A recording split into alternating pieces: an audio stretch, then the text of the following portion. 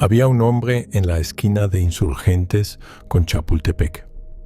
Siempre estaba ahí, con su caja de madera colgada al pecho, vendiendo dulces, chicles, paletas, mazapanes, cosas que los niños piden y los adultos ya no miran. Tenía las manos oscuras, curtidas por el sol y el tiempo, la camisa remendada, los zapatos sin agujetas, y en los ojos, algo que nadie se detenía a ver, algo que brillaba como un río bajo la tierra. La gente pasaba deprisa, algunos compraban por lástima, otros desviaban la mirada, como si la pobreza fuera contagiosa, y había quienes lo insultaban. «Ponte a trabajar de verdad», le gritaban. «Ya estás viejo para andar de limosnero». Él solo bajaba la cabeza y seguía ofreciendo sus dulces con voz suave, casi un susurro. «Lleve sus dulces, güerito. Lleve para los niños». Nunca respondía a las ofensas, nunca alzaba la voz, como si el silencio fuera su única defensa contra el mundo. Yo lo vi muchas veces. Pasaba frente a él cada mañana, camino al mercado. Y siempre me preguntaba qué historias cargaba ese hombre en el pecho. Porque uno no llega a viejo vendiendo dulces en la calle sin haber vivido algo, sin haber perdido algo. La vida no pone a nadie en una esquina por casualidad. Siempre hay una razón. Siempre hay un camino que se torció, una puerta que se cerró, un hombre que se olvidó. Un día de diciembre, cuando el frío empezaba a morder y las luces navideñas colgaban de los postes como estrellas cansadas, lo vi sentado en el bordillo. Ya no tenía su caja de dulces. Tenía las manos vacías, descansando sobre las rodillas. Y lloraba, no con ruido, no con drama. Lloraba como lloran los viejos, en silencio, con lágrimas que caen solas, sin permiso. Me acerqué, me senté a su lado y le ofrecí un cigarro. Él lo aceptó con un gesto de agradecimiento. Fumamos juntos, sin hablar, viendo pasar los coches y la gente que nunca mira hacia abajo. Después de un rato, él habló, y lo que me contó esa tarde, sentado en la banqueta, con el humo subiendo hacia el cielo gris, fue una historia que me partió el alma. Se llamaba Don Esteban. Aunque en la calle nadie le preguntaba su nombre. Para todos era solo el señor de los dulces. Pero hubo un tiempo, me dijo, en que su nombre se pronunciaba con respeto, con admiración. Hubo un tiempo en que él no caminaba por las calles, sino que las calles lo esperaban. Nació en un pueblo pequeño de Oaxaca, de esos que huelen a tierra mojada y copal. Su padre era carpintero, su madre tejedora, y él, el mayor de 7 hermanos. Aprendió desde niño que la vida era trabajo y sacrificio. A los 12 años ya sabía leer mejor que el maestro del pueblo. A los 15 se fue a la ciudad con una maleta de cartón y un sueño más grande que el cielo. Quería estudiar, quería ser alguien, quería que su madre dejara de tejer hasta que los dedos le sangraran. Llegó a la Ciudad de México en los años 60, cuando todavía había tranvías y las calles olían a pan recién hecho. Trabajó de todo. Cargador en la Merced, donde aprendió que el peso de los bultos no es nada comparado con el peso de la necesidad. Ayudante en una imprenta, donde el olor a tinta se le metió en la piel como un tatuaje invisible. Mesero en un restaurante de la zona rosa, donde servía a gente que gastaba en una noche lo que él ganaba en un mes, y por las noches estudiaba, con una vela si no había luz, con hambre si no había comida, pero estudiaba, porque sabía que la educación era la única escalera que un pobre podía subir sin pedir permiso.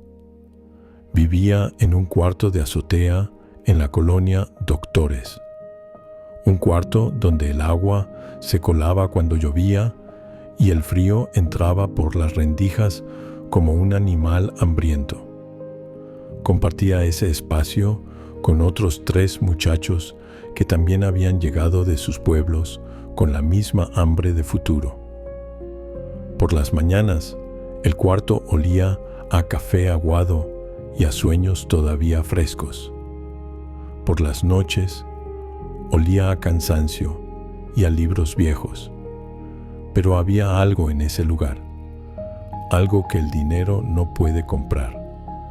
Había esperanza, esa esperanza loca que solo tienen los que no tienen nada que perder. Don Esteban me contó que en esos años conoció el verdadero significado del hambre. No el hambre que se calma con un taco, sino el hambre que te despierta a las 3 de la mañana con el estómago retorcido, el hambre que te hace ver doble, el hambre que te enseña que el cuerpo puede aguantar mucho más de lo que uno cree.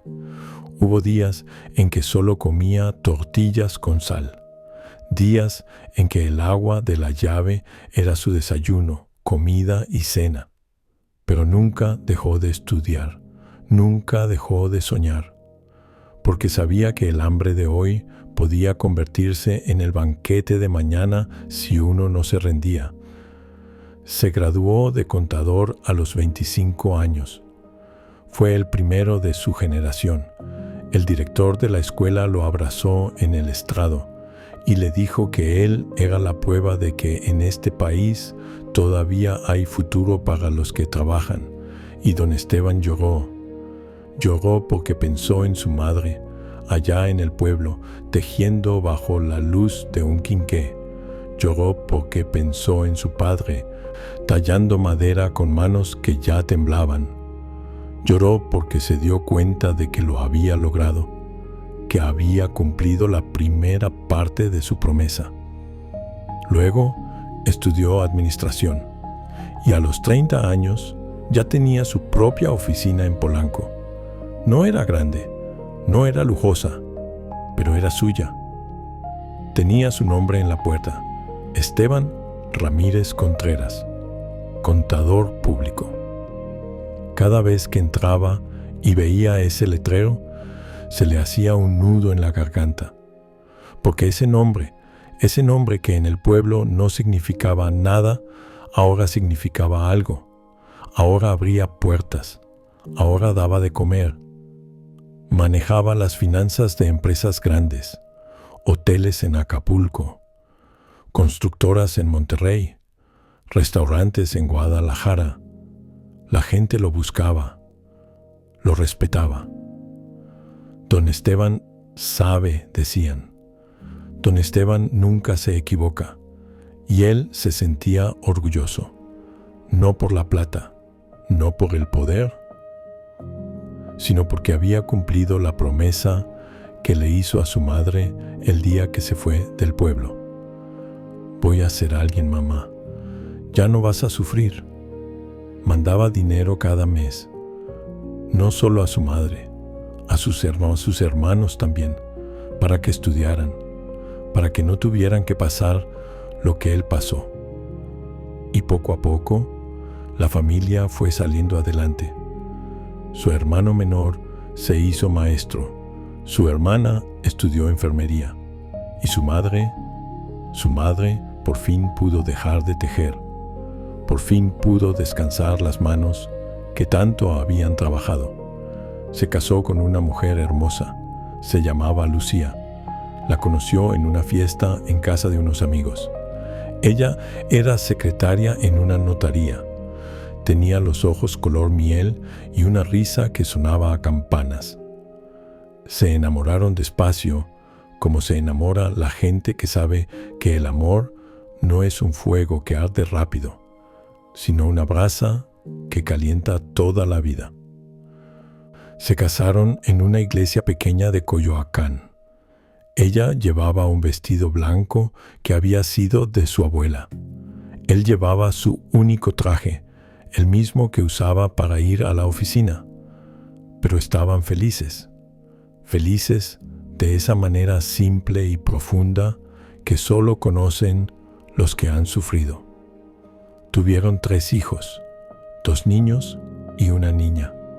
Los llamaron Miguel, Andrés y Sofía. Y don Esteban se juró que sus hijos nunca iban a pasar hambre, que nunca iban a tener que estudiar con velas, que nunca iban a tener que elegir entre comer o comprar un libro. Y cumplió. Compró una casa en Coyoacán. No era mansión, pero tenía jardín. Tenía bugambilias que florecían en marzo. Tenía un árbol de limones que daba frutos todo el año. Y tenía risas, muchas risas. Los domingos hacían carne asada. Don Esteban se ponía su delantal y prendía el carbón mientras los niños jugaban en el jardín. Lucía preparaba la salsa y cantaba canciones de José Alfredo. Y cuando la carne estaba lista, se sentaban todos juntos en la mesa bajo el árbol y comían y platicaban y eran felices, felices de esa manera que no necesita nada más, que no pide nada más, que solo agradece lo que tiene. Los niños iban a buenas escuelas. Miguel quería ser ingeniero. Andrés soñaba con ser doctor y Sofía, la más chiquita, decía que iba a ser astronauta y don Esteban los escuchaba y sonreía, porque sabía que sus hijos podían ser lo que quisieran, porque él les había dado lo que a él le costó tanto conseguir. Les había dado oportunidades, les había dado futuro. Cada noche, antes de dormir, don Esteban se paraba en la puerta del cuarto de sus hijos. Los veía dormir. Y daba gracias, gracias a Dios, gracias a la vida, gracias a todos los días de hambre y de frío que había aguantado para llegar hasta ahí, porque todo había valido la pena. Cada sacrificio, cada lágrima, cada noche en vela, todo había valido la pena por ver a sus hijos dormir tranquilos, con la panza llena y el futuro asegurado. Pero la vida, esa fuerza traicionera, siempre cobra, siempre pasa factura, y cuando menos lo esperas, te quita todo, no de golpe, no con aviso, sino poco a poco, como quien deshace un tejido hilo por hilo. Todo empezó con un cliente, un hombre poderoso, de esos que tienen apellidos que suenan a dinero viejo y a haciendas que ya no existen. Se llamaba Licenciado Villalobos. Llegó a la oficina de don Esteban una tarde de julio con traje italiano y reloj suizo. Le pidió que manejara las cuentas de un negocio. «Es legal», le dijo. «Solo necesito que organices los números, que hagas que todo cuadre». Y don Esteban, confiado, aceptó, porque en ese entonces todavía creía que la palabra de un hombre valía algo, que un apretón de manos era un contrato, que la gente decente no mentía. Durante 6 meses, don Esteban trabajó en esas cuentas. Eran complicadas, muchas empresas, muchas facturas, muchos movimientos. Pero él era bueno en su trabajo. Sabía hacer que los números bailaran. Sabía encontrar el orden en el caos. Y lo hizo. Organizó todo. Presentó reportes, archivó documentos, hizo su trabajo como siempre lo había hecho. con honestidad, con dedicación, con orgullo. Pero resultó que ese negocio no era limpio. Lavado de dinero, facturas falsas, empresas fantasma, dinero que venía de lugares oscuros y se blanqueaba a través de negocios legales. Y don Esteban, sin saberlo, había sido la herramienta, el instrumento, la firma que hacía que todo pareciera legal. Cuando la policía tocó puertas, cuando los periódicos publicaron nombres, cuando los noticieros hablaron de fraude y corrupción, el apellido de don Esteban apareció en la primera plana, no como el cerebro, no como el culpable, pero apareció. Y en este país eso basta. No importa si eres inocente, no importa si te usaron. Si tu nombre sale en el periódico al lado de la palabra fraude, ya estás muerto. Tu reputación está muerta. Tu futuro está muerto. Todo lo que construiste está muerto. Don Esteban intentó explicar. Contrató abogados. Presentó pruebas. Mostró que él solo había hecho su trabajo, que no sabía, que no tenía forma de saber. Pero la justicia, esa señora ciega, no siempre ve la verdad. Y el licenciado Villalobos, el que lo había metido en el lío, tenía más dinero, más contactos, más poder. Y cuando tienes poder, la verdad se vuelve lo que tú digas que es. Villalobos salió libre, con una multa que pagó sin pestañear, y siguió con su vida, con sus trajes italianos y sus relojes suizos. Pero don Esteban no. Don Esteban perdió su oficina, perdió sus clientes, perdió su reputación, su nombre que antes abría puertas, ahora las cerraba. Nadie quería contratarlo, nadie quería asociarse con él. No podemos arriesgarnos, le decían. Entiéndelo, Esteban, no es personal, es por la imagen. Y él entendía que en este mundo la apariencia vale más que la verdad, que el rumor pesa más que los hechos, que una vez que te manchan no hay jabón que te limpie.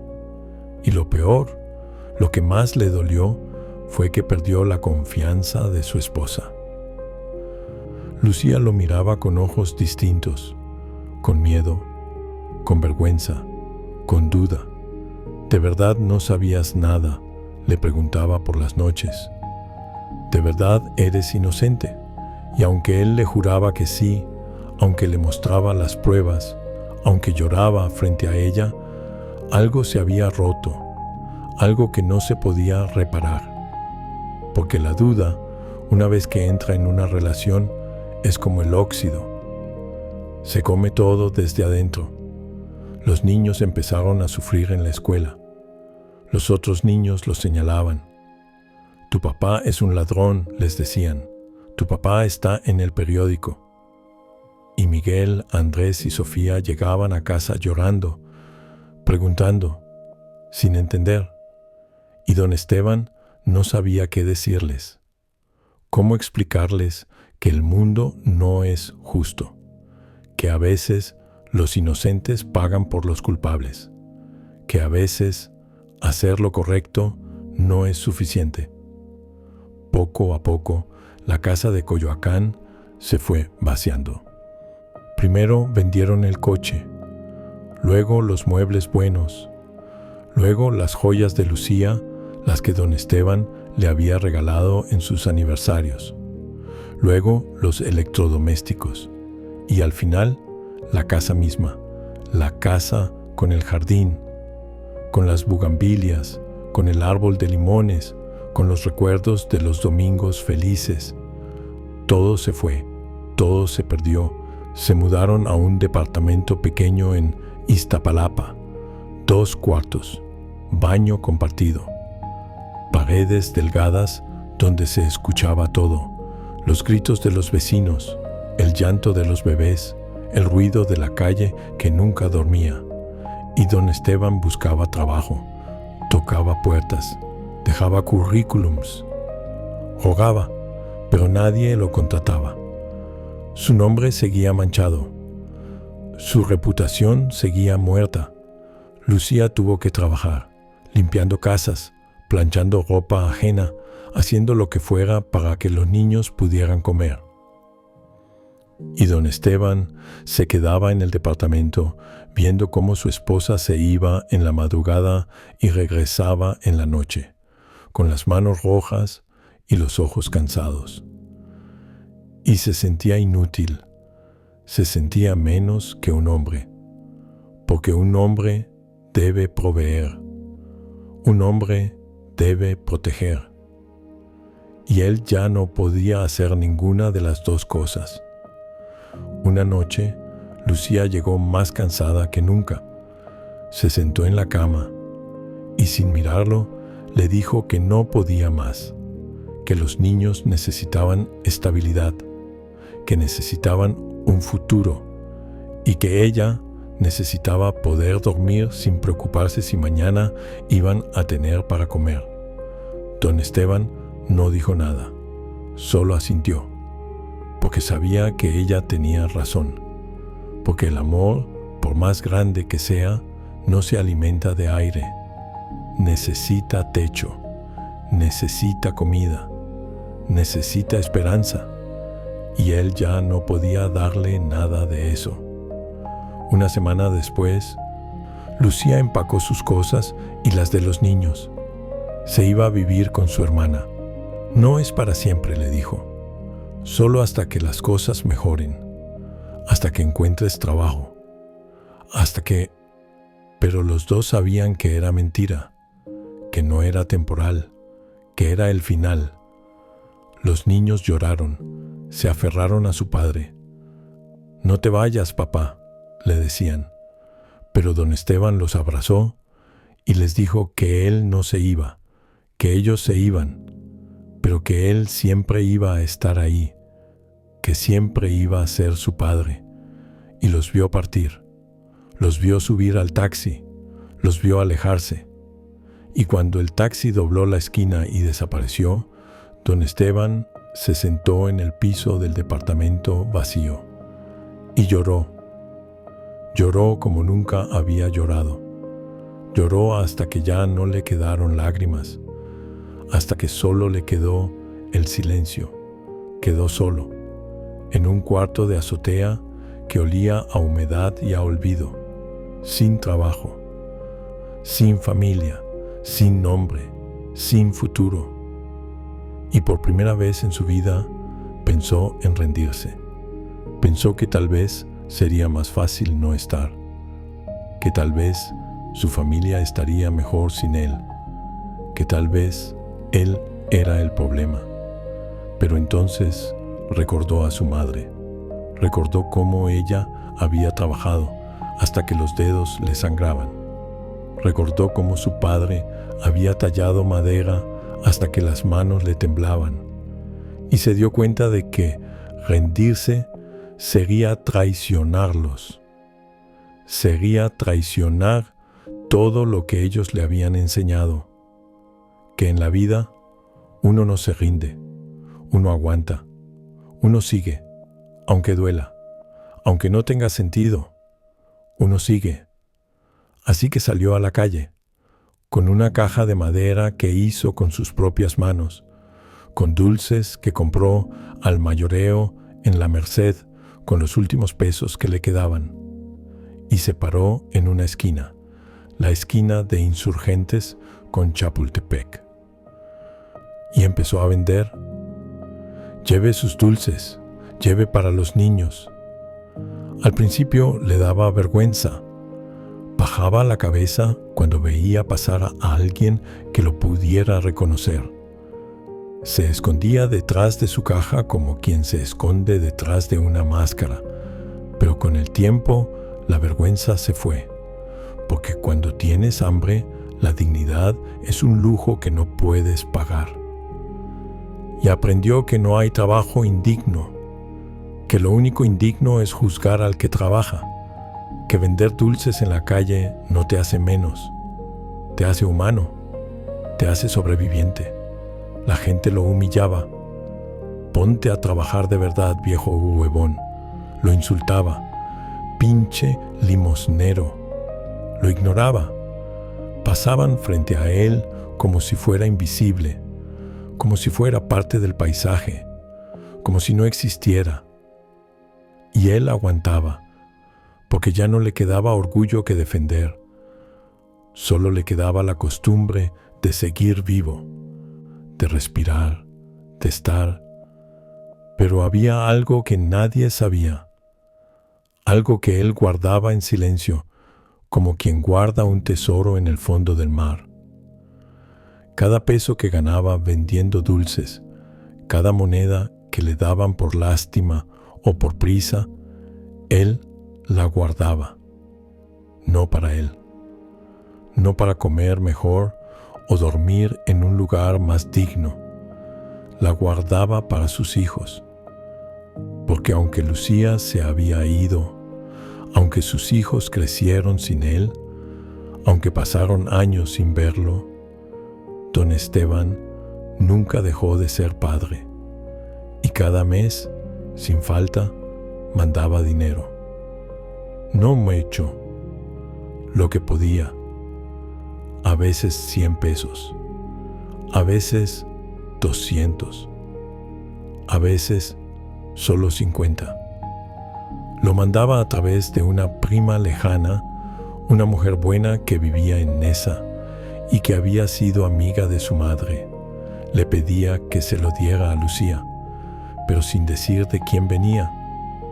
Dile que es de ti, le decía. Dile que es un apoyo de la familia. Pero no le digas que es mío. Y la prima aceptaba, porque entendía, porque sabía que a veces el amor más grande es el que se queda callado. Don Esteban nunca les escribió, nunca los buscó, nunca intentó verlos, porque pensaba que era mejor así, que era mejor que lo recordaran como el hombre que había sido, no como el hombre en que se había convertido, que era mejor ser una ausencia que una vergüenza, que era mejor que sus hijos pudieran decir: mi papá se fue, que mi papá vende dulces en la calle. Y así pasaron los años, 10, 15, 20, y don Esteban se volvió parte del paisaje. Una sombra en la esquina, un fantasma con caja de dulces. La gente lo veía, pero no lo miraba. Lo escuchaba, pero no lo oía. Existía, pero no vivía. Era como un árbol viejo en medio de la ciudad.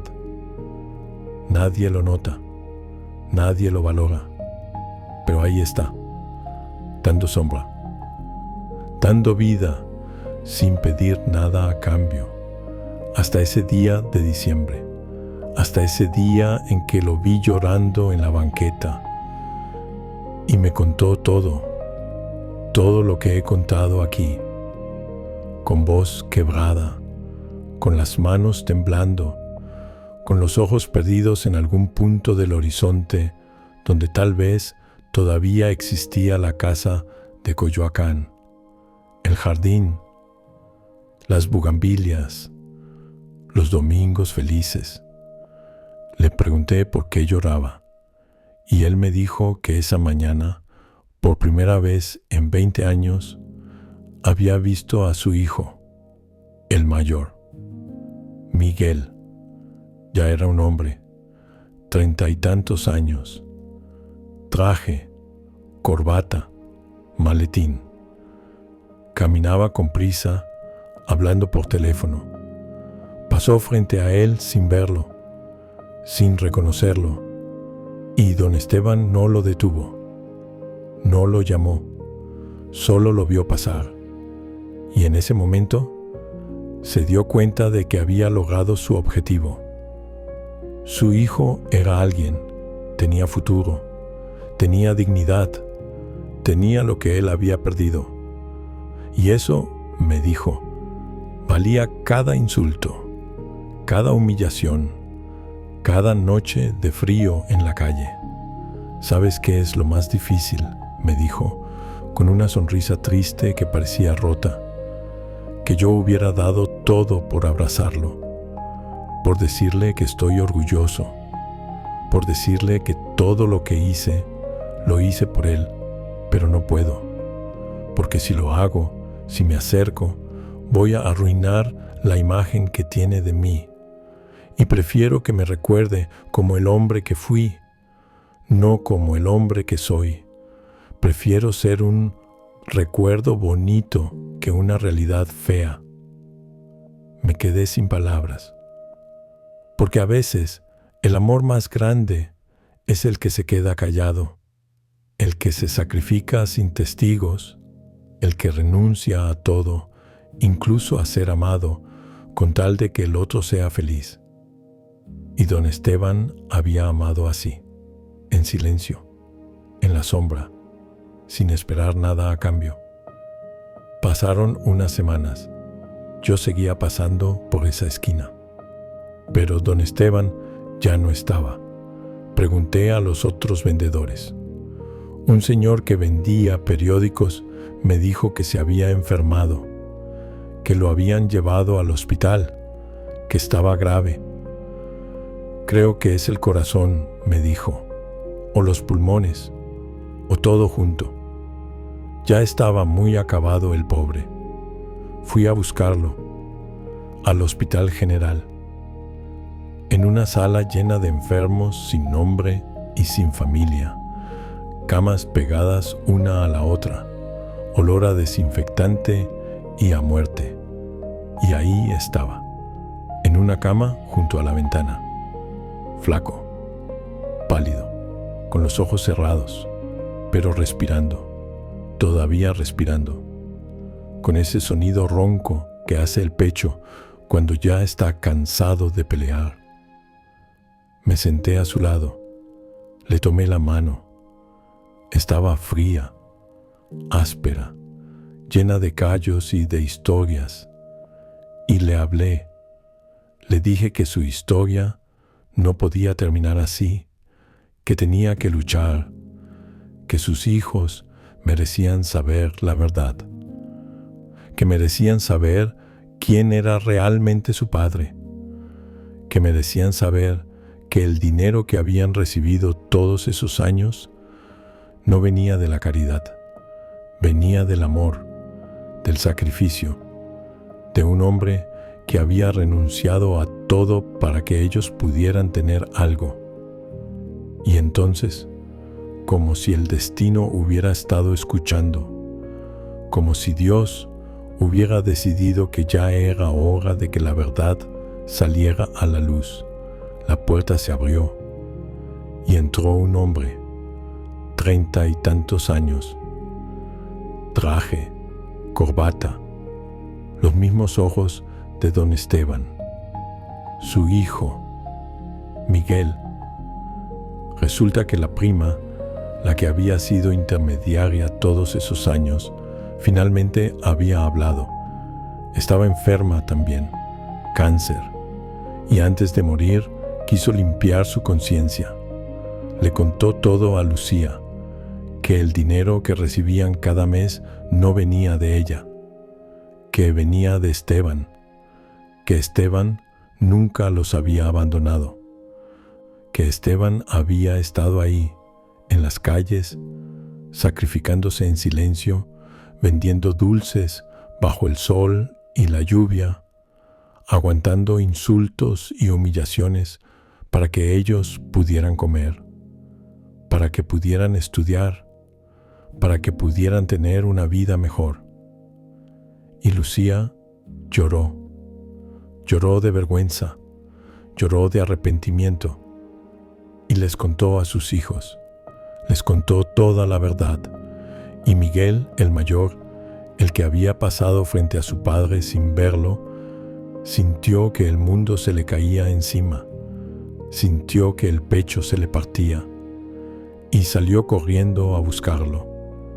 Preguntó en la esquina. Le dijeron que estaba en el hospital. Y corrió. Corrió como nunca había corrido. Como si pudiera recuperar el tiempo perdido.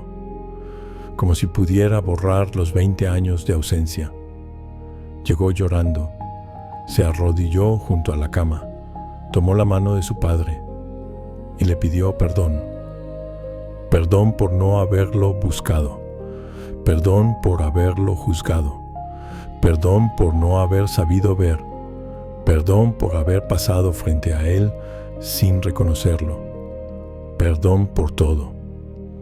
Don Esteban abrió los ojos, despacio, como si le costara trabajo volver del lugar donde estaba. Y cuando vio a su hijo, sonrió. Una sonrisa pequeña, débil, pero real. Y con voz apenas audible, con un hilo de voz que parecía venir de muy lejos, le dijo que no tenía nada que perdonar, que él había hecho lo que tenía que hacer y que lo volvería a hacer 1000 veces, porque era su hijo. Y un padre hace lo que sea por sus hijos, lo que sea. Se abrazaron, padre e hijo, después de 20 años. Y en ese abrazo había todo, todo el dolor, todo el sacrificio, todo el amor que había quedado guardado en el silencio, todo lo que no se había dicho, todo lo que no se había vivido. Todo estaba ahí. En ese abrazo, los otros 2 hijos llegaron después, Andrés y Sofía, ya adultos, ya con sus propias vidas, pero todavía con el corazón de niños que extrañan a su padre. Y lloraron. Los 3 lloraron abrazados a don Esteban, y él, con las pocas fuerzas que le quedaban, los abrazó también, y les dijo que los amaba, que siempre los había amado, que nunca los había olvidado, ni un solo día. Lucía llegó al final, con los ojos rojos, con el rostro marcado por la culpa, y se acercó a la cama y le pidió perdón. Perdóname, Esteban, perdóname por no haber confiado, por no haber esperado, por no haber creído en ti. Y don Esteban, con una sonrisa que ya parecía de otro mundo, le dijo que ya no importaba, que ya no importaba nada, solo importaba que estaban ahí, que los veía, que podía irse sabiendo que estaban bien. Don Esteban murió 3 días después, en esa cama del Hospital General, pero no murió solo, murió rodeado de sus 3 hijos, de su esposa, de la gente que amaba. Murió sabiendo que había cumplido, que sus hijos estaban bien, que su sacrificio no había sido en vano. Murió en paz, con esa paz que solo tienen los que dieron todo sin esperar nada. En su funeral, que fue sencillo pero lleno de gente, su hijo mayor habló. Contó la historia de su padre. Contó cómo había vendido dulces en la calle durante 20 años para mantenerlos. Cómo había soportado humillaciones, insultos, desprecio, con tal de que ellos pudieran estudiar. Cómo había renunciado a su dignidad para que ellos pudieran tener la suya. Cómo había amado en silencio. Cómo había sido el héroe más grande que jamás conocerían. Y muchos de los que estaban ahí, muchos de los que alguna vez pasaron frente a don Esteban sin verlo, sin comprarle un dulce, sin darle una moneda, lloraron. Lloraron de vergüenza, lloraron de arrepentimiento, porque se dieron cuenta de que habían humillado a un héroe sin saberlo, que habían despreciado a un hombre que valía más que todos ellos juntos, que habían ignorado a alguien que merecía ser visto, ser respetado, ser amado. Yo estuve ahí, en ese funeral, y cuando salí, me senté en la banqueta, en la misma donde don Esteban me había contado su historia, y me puse a pensar.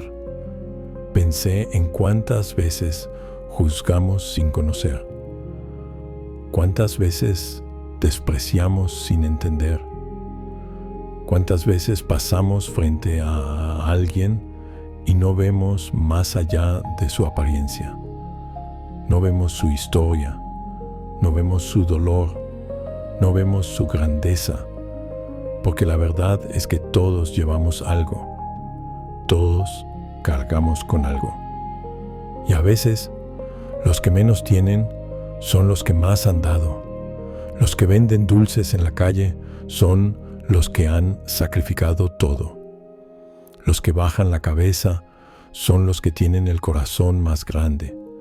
Los que no dicen nada son los que más tienen que contar.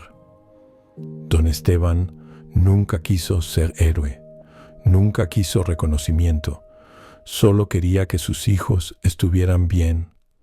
Y eso, esa clase de amor silencioso, esa clase de sacrificio sin testigos, es la forma más pura de grandeza, es la forma más alta de ser humano. Ahora, cada vez que veo a alguien vendiendo en la calle, me detengo. Compro algo, aunque no lo necesite, aunque no tenga cambio. Me detengo y miro a los ojos, porque detrás de cada vendedor hay una historia. Detrás de cada persona que trabaja en la calle hay una vida, hay un pasado, hay un dolor, hay un amor, y esa vida merece respeto, merece dignidad, merece ser vista. La calle es dura, la vida es dura, pero lo más duro es cargar con el peso del amor en silencio. Es sacrificarse sin que nadie lo sepa. Es renunciar a todo, incluso a ser reconocido, con tal de que los que amas estén bien. Eso es lo más duro y eso es lo más grande. Don Esteban me enseñó eso. Me enseñó que la verdadera grandeza no está en lo que tienes, sino en lo que das. No está en cómo te ven, sino en cómo amas. Y que a veces los reyes no usan coronas, usan cajas de dulces, y su trono es una esquina, y su reino es el corazón de sus hijos. Así que la próxima vez que veas a alguien vendiendo en la calle, acuérdate de don Esteban. Acuérdate de que no sabes quién es realmente, no sabes qué ha vivido, no sabes qué está cargando, y tal vez, solo tal vez, estés frente a un héroe, frente a alguien que está dando todo, sin esperar nada a cambio. Porque al final, eso es lo que nos hace humanos. No el éxito, no el dinero, no el reconocimiento, sino la capacidad de amar, de sacrificarnos, de seguir adelante, aunque nadie nos vea, aunque nadie nos aplauda, aunque el mundo nos humille. Don Esteban ya no está, pero su historia sigue aquí, en esta banqueta, en estas calles, en cada vendedor que pasa desapercibido, en cada padre que trabaja en silencio, en cada persona que da todo sin pedir nada. Su historia vive. Y mientras viva, mientras la contemos, don Esteban sigue siendo inmortal.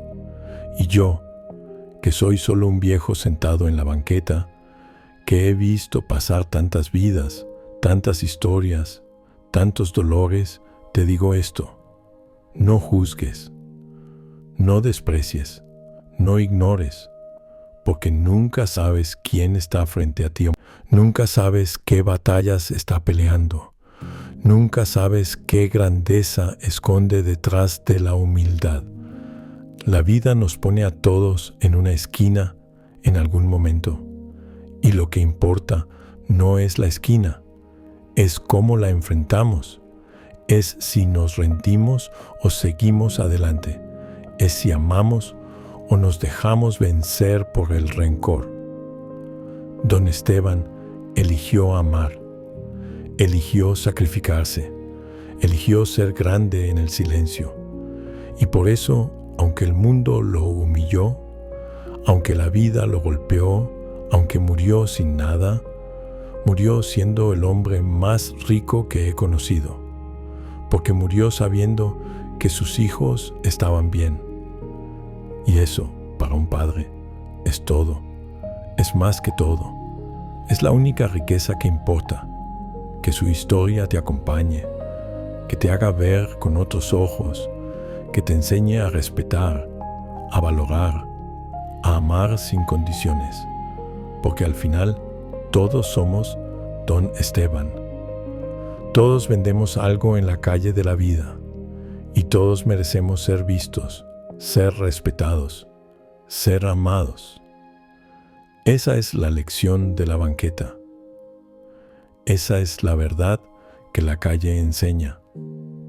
Y esa es la historia que yo te cuento hoy, para que no la olvides, para que la lleves contigo, para que la próxima vez que pases frente a alguien te detengas y veas y entiendas que todos somos más de lo que aparentamos y que la grandeza, la verdadera grandeza, no se mide en lo que tienes, sino en lo que das.